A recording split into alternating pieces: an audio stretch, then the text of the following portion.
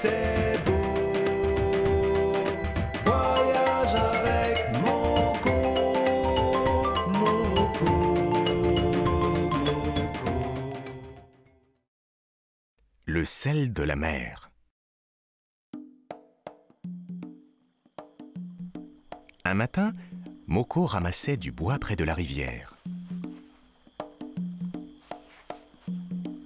Soudain, le vent apporta une odeur fraîche, humide et inconnue.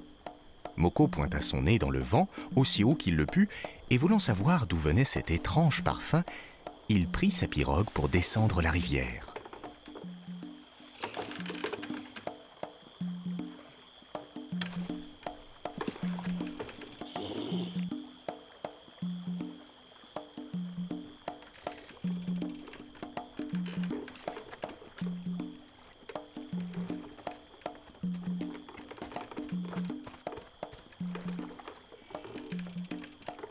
Quelques heures plus tard, il arriva au bord d'une étendue d'eau si grande qu'il ne voyait pour tout horizon qu'une immense ligne bleue. « C'est merveilleux, se dit Moko.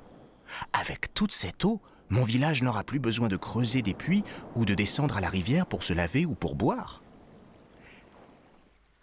Alors Moko voulut se désaltérer.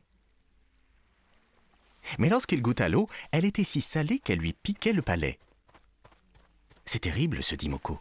Quelqu'un a dû jeter un sort sur cette étrange rivière.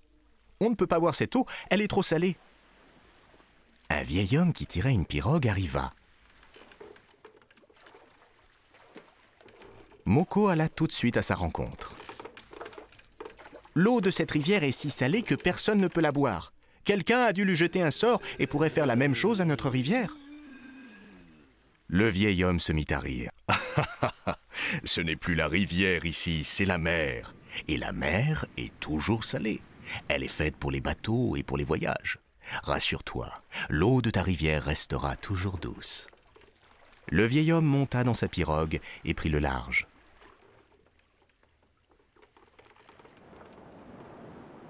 Moko suivit le chemin pour rentrer chez lui, l'air très pensif. Comment ce vieil homme peut-il être si sûr de lui ? Se demandait-il. Moko pensait qu'un sorcier bienveillant avait eu l'idée jadis de jeter un sort à la rivière afin que son eau ne soit jamais salée.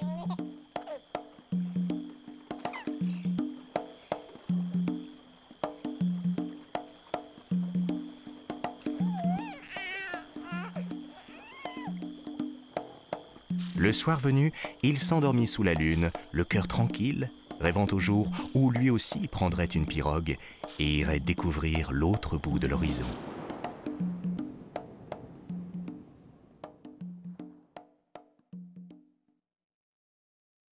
Pourquoi la mer est-elle salée ?